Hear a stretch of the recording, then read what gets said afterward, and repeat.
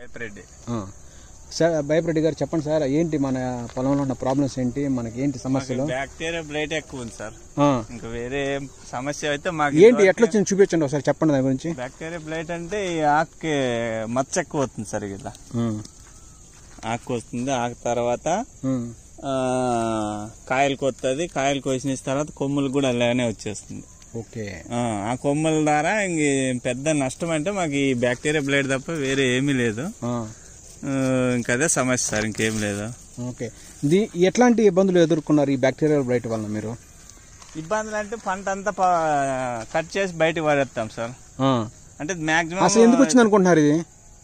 Bacteria blight ఎందుకు వచ్చిందంటే వాతావరణంలో వస్తుందని కొంతమంది అంటున్నారు, అంటే సైంటిస్టులే, అంటే బీటీ గోరే వీళ్ళంతా మనకి తెలిసిన వాళ్ళే కదా సార్. అంటే మీటింగ్లు పెడతాడారు, అవును, అన్ని చేస్తాడారు, మేము అన్ని మీటింగ్లకు పోతాడాము. మరి అన్ని మీటింగ్లు పోయినా ఎందుకు కంట్రోల్ కాలేదు ఇది? అంటే వాళ్ళే చెప్తున్నారు సార్, ఏమని చెప్తున్నారు, బ్యాక్టీరియా బ్లైట్ మందుల ద్వారా కంట్రోల్ చేయలేరు, అది కాదు. మేనేజ్మెంట్ ఏమంటే పశువులు బాగా ఎరువు వేసుకోవాలా,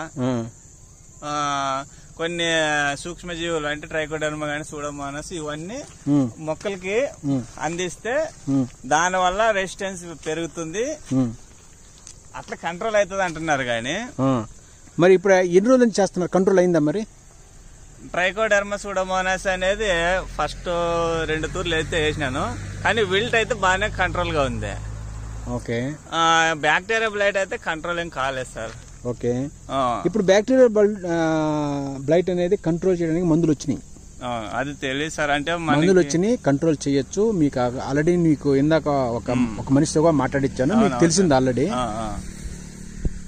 మీరు సోదరులకి, రైతు సోదరులకు చెప్పండి, బ్యాక్టీరియల్ బ్లైట్ ని కంట్రోల్ చేసేందుకు మందులు వచ్చినాయి, వాడుతున్నారు, సక్సెస్ అయ్యారు. మీకు రైతుల పేర్లు కానీ అడ్రస్లు కానీ అందిస్తాము. ఎవరైనా సరే రైతులు గారు మీరు కానీ ఎవరైనా సరే కాంటాక్ట్ చేయండి, మీకు ఫ్రీగా సర్వీస్ చేస్తాం.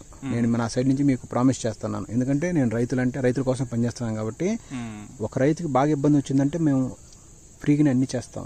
ఎక్కడ దొరుకుద్ది ఏంటి, ఆ మందు కొట్టడం వల్ల ఏం జరిగింది, కొట్టిన వాళ్ళ యొక్క మాటలు కానీ, వాళ్ళ దగ్గర చూడటం కానీ, వాళ్ళ చేను విజిట్ చేయటం కానీ, రైతులందరూ మీరు చూసుకోవచ్చు ఫ్రీగా. ఇప్పుడు నేను వాడితో మాట్లాడిచ్చానుగా, నువ్వు మాట్లాడావుగా, నీతో ఫోన్ లో విన్నాడుగా, మందు బుడ్లు చూపించాడుగా, సేమ్ బుడ్లు అందరికి ఇస్తాం. అది దీంట్లో ఏమీ తప్పులేమి లేవు, ఒప్పులేమి లేవు. మంచిగా కొట్టుకోండి. మీరు బ్యాక్టీరియల్ బ్లైట్ వల్లనే మీ పంట నాశనం ఏంటంటే అది చాలా బాధాకరమైన విషయం అది. 100%. ఎందుకంటే రైతు అనేవాడు ఇవాళ రేపు ఏంటంటే లాభాలు రాపోయినా కానీ లాసుల్లో పోకూడదు. మీకు లాస్ వచ్చి ఉంటుంది. లాస్ వచ్చింది సార్, 5 లక్షలు మొన్న చూసారు. ఫైనల్ వరకు పీక్ అయినా మళ్ళీ అవి కొమ్మలు కట్ చేసాక మళ్ళా 30,000 అయింది మళ్ళీ. అంటే అక్కడ పెట్టుబడి అవుతూ మళ్ళీ అక్కడి నుండి మేనేజ్ ఈ కొమ్మ పెంచుకునేకి మళ్ళా 3 లక్షలు కటింగ్ కి 30, కొమ్మ పెంచుకునేకి పశువులు అంటే ఫర్టిలైజర్లు అంటే అవి ఇవన్నీ వేసుకోవాలి కదా సార్, ఎరువులు. దాని వల్ల కూడా మళ్ళీ 2 నుంచి 3 దాకా, అంటే 2.5 మధ్యలో, అట్లా 3కి 2 పైన అట్లా మధ్యలో ఉంది మళ్ళా పెట్టుబడి. ఇప్పుడు మళ్ళా క్రాప్ కటింగ్ వల్ల ఇక మళ్ళీ ఇప్పుడు తిండి చేయాలి కాబట్టి మాక్సిమం అవుతుంది సార్, మళ్ళీ 2 లక్షలు. అసలు మీకు ఈ క్రాప్ లో ఎదురైన మెయిన్ సమస్యలు ఏంటి అన్న? బ్యాక్టీరియా బ్లైట్ తప్ప ఏమీ లేదు నాకు సమస్య. నిజమా? అవును, నాకు కాపు కాయదు అనేది నాకు సమస్య కాదు, కాపు కాస్తుంది, కాయల వరకు నాకు సమస్యే కాదు. మరి ఎక్కడ సమస్య అంటే ఒక బ్యాక్టీరియా బ్లైట్ కంట్రోల్ కాలే, ఏం మందులు వేసినా కంట్రోల్. కాపు ఒకవేళ జస్ట్ ఇప్పుడు పూత వచ్చి డ్రాప్ అయినా మాక్సిమం మళ్ళా పట్టుకుంటుంది, అదే డిలే అయినా గానీ అవుతుంది. సో మనం దాని గురించి పెద్ద భయపడాల్సిన పని లేదు. కానీ ఎందుకు వస్తుంది మీకు అవగాహన వచ్చింది అన్న? ఇప్పుడు మీరు చేసే తోటకి ఇది, ఇప్పుడు మీరు ఏదేసినా పత్తి, ఏదైనా బలం వేసినా, ఏదైనా ఫర్టిగేషన్ వేసినా, ఇంకేదైనా వగైరా వగైరా ఏదేసినా గానీ మీ చేతులతోనే వేసుకుంటున్నారు మీరు, పక్కన బయట చేనుడు చేయట్లేదుగా. ఎందుకు వచ్చిందని ఎప్పుడన్నా మీరు దాన్ని సూక్ష్మంగా ఆలోచించి ఏదన్నా చేశారా? ఎందుకు వచ్చిందంటే ఫస్ట్ ఆఫ్ ఆల్ అంటే ఇది ఖచ్చితంగా నేను కళ్ళారు చూసిండేది కాదు, కానీ సైంటిఫిక్ గా కత్తర్ల ద్వారా వస్తుంది, లేదంటే ఇతరుల ద్వారా. అంటే ఈ బ్యాక్టీరియా బ్లైట్ ముట్టుకొని అది వెదర్ అనుకూలంగా ఉన్నప్పుడు ఎక్కువగా స్ప్రెడ్ అవుతుంది. వెదర్ అంటే 80% టెంపరేచర్, ఇది హ్యూమిడిటీ ఎక్కువ ఉన్నప్పుడు, అలానే ఇంకా వేడే 30 డిగ్రీల దాకా ఉన్నప్పుడు వర్షం పడినా ఎక్కువ స్ప్రెడ్ అవుతుంది అనేది నిజము. కాకపోతే అది 100% వాళ్ళు చెప్పిండేది నిజం. మాకు స్ప్రెడ్ అయితే అనేది అదే టైంలోనే అదే వెదర్ లోనే. కూలింగ్ ఉన్నప్పుడు తక్కువ, అంటే కూలింగ్ అంటే 25 డిగ్రీలు అట్లుండి ఉన్నప్పుడు మాక్సిమం ఇది స్ప్రెడ్ కాలే. చెప్పండి. అదే స్ప్రెడ్ కాలేదు సార్ అది. ఓకే, ఇప్పుడు మరి ఇంకోటి బ్యాక్టీరియల్ బ్లైట్ తో పాటు బ్యాక్టీరియల్ బ్లైట్ రావడానికి మీరు ఎలాంటి ఫుడ్ ఇచ్చారా చెప్పండి మీరు దయచేసి. ఫుడ్ అంటే మీ క్రాప్ లో మీరు పిండి ఇచ్చారా, ఎరువులు ఏమి ఇచ్చారు, పేడ చెప్తా సార్. బ్యాక్టీరియా బ్లైట్ అనేది ఇది ఫుడ్ ఇస్తే వస్తుందని ఎక్కడ ఏం చెప్పలే. అట్లా చెప్పడం కాదు, మీరేం వేసారు చెప్పండి. అంటే నేను 10-20 వేసినాను, పశువుల ఎరువు వేసినాను. ఇంకా తర్వాత ఇది మైక్రో న్యూట్రియన్స్ కూడా వేసిన. మళ్ళా తర్వాత వచ్చేసి ఇంకా స్ప్రేయింగ్లు మాత్రం వాడతా అన్న.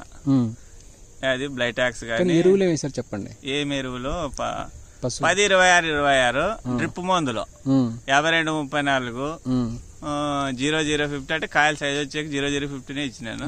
పిండి ఏమైనా వేసారా? పిండి అప్పుడే వేయలేదు సార్. ఎప్పుడైనా వేసారా? ఎప్పుడు లేదు, ఇప్పుడు వేయాలని తెచ్చినాను. ఓకే, ఏం పిండి తెచ్చారు? అది ఆముదం పిండి అంటే పశువుల ఎరువు, మంచి కుళ్ళిపోయింది బాగా ఒరిజినల్ ఎరువు. పోయినసారి పశువుల ఎరువు వేసారా? పశువుల ఎరువు వేసిన, డీకంపోజ్ చేసి వేసిన. ఎంత వేసారు చెప్తున్నారు? అదే వాలడామైసిన్,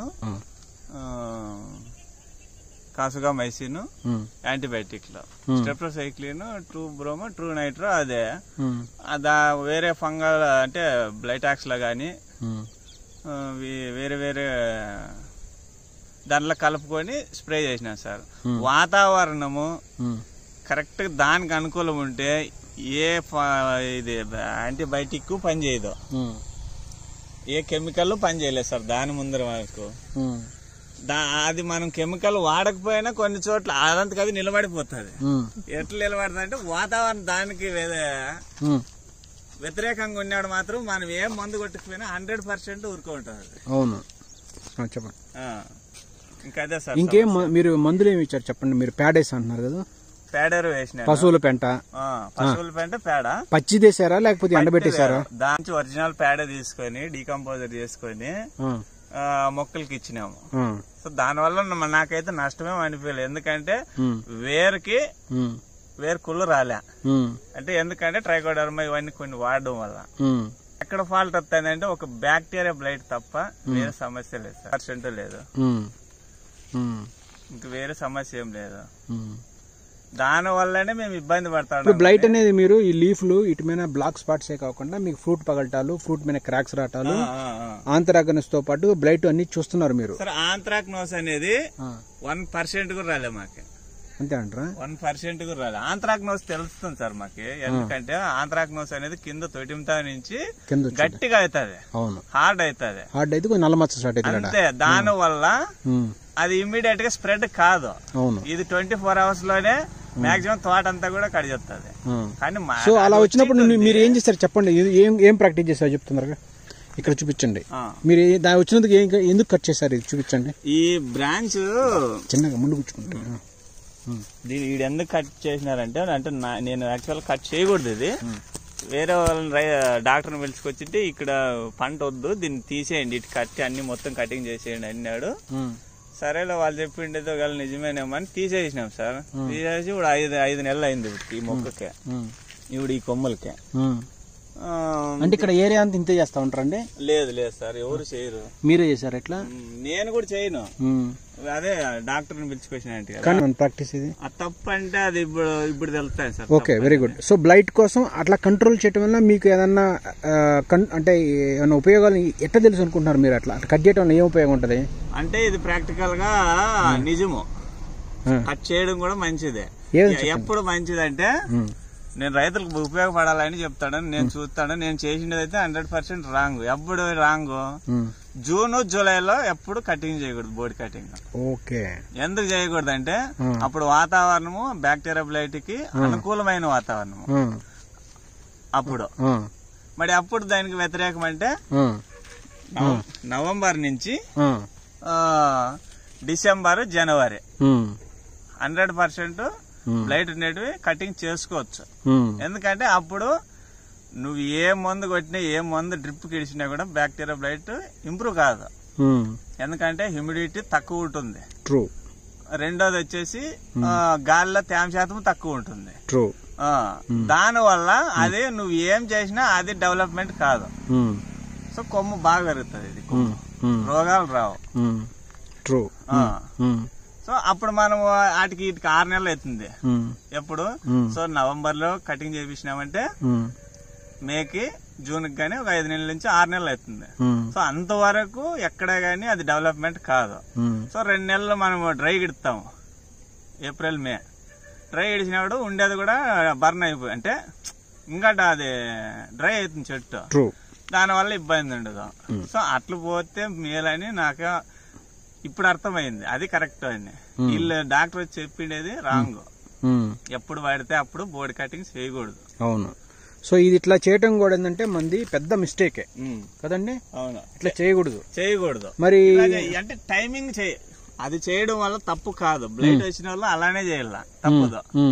వేరే నాకు తెలిసి వేరే మందులు ఇప్పుడు కింద దాకా నేనేది కింద దాకా కట్ చేయొచ్చు. బ్లైట్ వచ్చిన వాళ్ళు ఇక్కడ దాకా కట్ చేయాలిగా, అక్కడ ఎందుకు కట్ చేయాలి? అక్కడికి ఇక్కడికి కొద్దిగా ఇప్పుడు చెప్తా సార్. కింద దాకా కట్ చేస్తే ఈ స్టెమ్ మళ్ళీ 6 నెలలకి కాపేయచ్చు. కింద నింటే నువ్వు కట్ చేసినావు 6 నెలలు కాపీలే. కాపేసుకోవడం కోసం ఆ బాటం వరకు అంతవరకు చేసుకోవాలంటున్నారు మీరు, సగం. ఓకే, కిందకి చేసి మరి అక్కడ ఎవరి వల్ల కాదు మళ్ళీ కటింగ్ అంటే కాపీ. అవును, కరెక్ట్. అది ఇప్పుడు ఆ కడ్డీ అనేది మీరు 6 నెలల్లో స్ట్రాంగ్ అయితే నమ్ముతున్నారా మీరు? 100% అవుతుంది సార్. ఎక్కడ అవుతుంది ఇప్పుడు సార్? ఇప్పుడు ఇది మనము చాలా వరకు ఎవరు పంట తీసినా ఇదే సైజు ఉంటుంది సార్. ఒకవేళ స్ట్రాంగ్ గా ఉండొచ్చు, కడ్డీ స్ట్రాంగ్ లేదా సార్? ఇది కాదమ్మా. ఇప్పుడు మీరు చూడండి, అంటే ఇది అది మెయిన్ స్టెమ్ రెడ్ అన్న. మీరు చూడండి, ఇది మెయిన్ స్టెమ్ నువ్వు చూపించేది. ఇది స్ట్రాంగ్, దానికి లేటరల్ లేవు. లేటర్లు ఉన్నాయి, ఇక్కడ ఉన్నాయి చూడండి లేటర్లు. ఇవి బలహీనంగా ఉన్నాయి, ఇక్కడ కాయబడ్డాగా నిలవదు. 5 నెలల మొక్క సార్. అంటే ఇప్పుడు నీ పంట మొత్తం 6 నెలలే కదా. కట్ చేసిన 8 నెలలకు పంట వచ్చుద్ది. కట్ చేసి ఇతరాలు ఇచ్చి మిగతా 6 నెలల్లోనే పంట అయిపోద్దిగా. 6 నెలల్లో కడ్డీ కావాలని ట్రై చేస్తాం మనం, కాదని చెప్పకూడదు. అది ఇప్పుడు ఇంత సన్నటి కొమ్మల మీద ఏంటంటే నీకు కాయ నిలవదు. ఎన్ని మనం చెప్పకూడదు, మనం తప్పు అయిపోతాం. వద్దురా. కాదు గురుగారు, కాదు, ఇంక వేరే మాట్లాడుతా. మస్తు మాట్లాడుతున్నావు నువ్వు, మామూలు మాట్లాడలేదు. చెప్పు బాగా చెప్తున్నావు. చెప్పండి ఇంకా.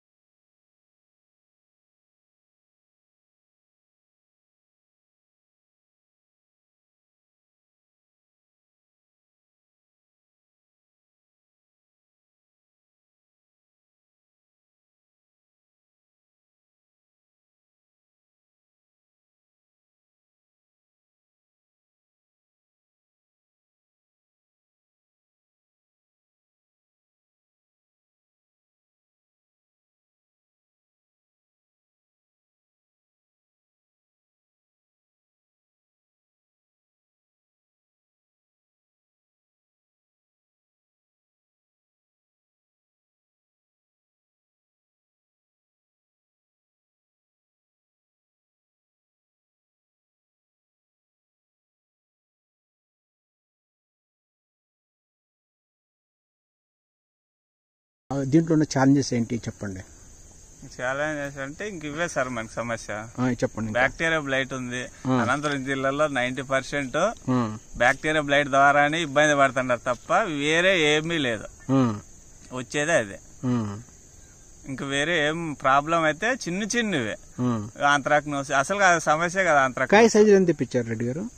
సార్ కాయల సైజ్ అనేది వచ్చింది సార్, 1/2 కేజీ దాకా కూడా వచ్చినాయి. 1/2 కేజీ వచ్చినాయి సార్. బాగా చేసినట్టు మీరు, సూపర్. 1/2 KG 250 maximum.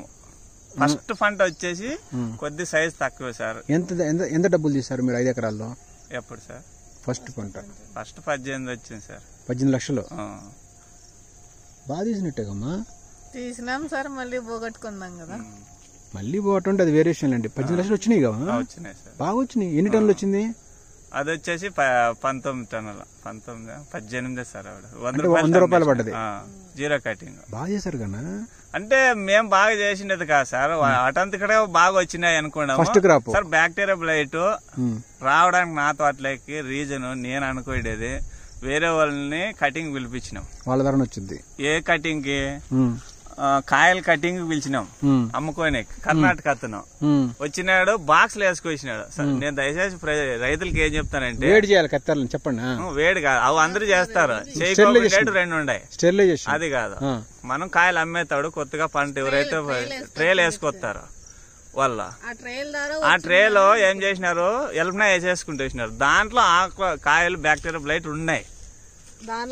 అవి ఎల్పనా వేయడం వల్ల మన తోటలోకి ఎంటర్ అయ్యింది. రెండోది వచ్చేసి వాళ్ళే వచ్చినారు మనుషులు. ఎప్పుడు వచ్చినారు వాళ్ళు గ్లౌజులు వేసుకున్నారు చేతులకి. అది ఎక్కడి నుండి ఎన్నాళ్ళంటే ఆ బ్లైట్ వాడిండేటి వాళ్ళు. సో అంటే నా తప్పు ఇది. అంటే కటింగ్ చేసేవాళ్ళు గానీ ఈ కాయలు మోసేవాళ్ళు కాయలు కోసేవాళ్ళు ఎవరైనా సరే వాళ్ళని జాగ్రత్తగా మనం చూసుకొని లోపల తెచ్చుకోవాలి. అంటే మనోరాళ్ళని పిలుచుకొని గ్లౌజులు ఎప్పటికప్పుడు మార్చుకోవాలా.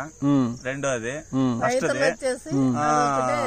రెండోది వచ్చేసి వేరే వాళ్ళని పిలుచుకొచ్చుకోకూడదు. అంటే పిలుచుకొచ్చుకున్నా వాళ్ళకి మన గ్లౌజులే వెళ్ళా. దయచేసి బాక్సులు మాత్రము ట్రేలు మాత్రము అన్ని చోట్లకి మనమే. అదేనండి కాయలు కోసుకొని తీసుకెళ్లేటప్పుడు బాక్సులు ఏంటంటే అవి అక్కడెక్కడ తగిలి అట్ట బాక్స్ లో నో ప్రాబ్లమ్. ఏమంటే ప్లాస్టిక్ బాక్సులు కొంతమంది వస్తారు తీసుకుపోయి. ఓకే ప్లాస్టిక్ బ్యాగ్స్ కొనరు, అవి అమ్మరు, పడేయరు కదా. ఎన్నట్లయినా యూజ్ చేస్తా అంటారు. బ్యాక్టీరియా బ్లైట్ మార్కెట్ లో ఎత్తా అంటారు, కుళ్ళిపోయిన ఫాస్ఫేట్. ప్లాస్టిక్ బ్యాగులు అంటే మనం మోసేది టమాటో ట్రేస్ అదే ట్రే అంటాం మనం. ఆ ట్రేల్ని తెచ్చుకోకూడదు, అట్ట బాక్సులు తెచ్చుకోవచ్చు. Okay good good. దాని వల్ల ప్రాబ్లం ఉండదు, ఎందుకంటే అది ఒక్కతోరి యూజ్. మళ్ళీ బ్యాక్టీరియా బ్లైట్ వచ్చింది కారణం అంటే మాకు అదే సార్. వేరే మేము ఆలోచన చేసిండేదట్లు మా తోటలోకి అదే ఫస్ట్ వచ్చి అడుగు పెట్టింది. ఒక 2 సెట్లు వచ్చినాయి, రాంగ్ రాంగ్ రాంగ్ అట్లే మళ్ళా పంటకు నున్నగా వచ్చేసింది. అవును.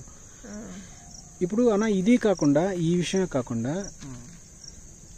మీకు వెదర్లో మార్పులు ఏమనిపిస్తున్నాయి మీకు? ఇక్కడ టెంపరేచర్ ఎలా అనిపిస్తుంది మీకు? ఏ విధంగా మీరు పంట 1 సంవత్సరం 2 సంవత్సరాలు చేశారుగా, మీకు వెదర్ మార్పులు ఏమన్నా క్రాప్కి సన్బర్న్ లాంటివి కాయలు అట్లా నల్లగా కావటం గానీ అట్లా ఏమన్నా రకరకాల మచ్చలు గానీ ఏమన్నా ఏర్పడలేదా?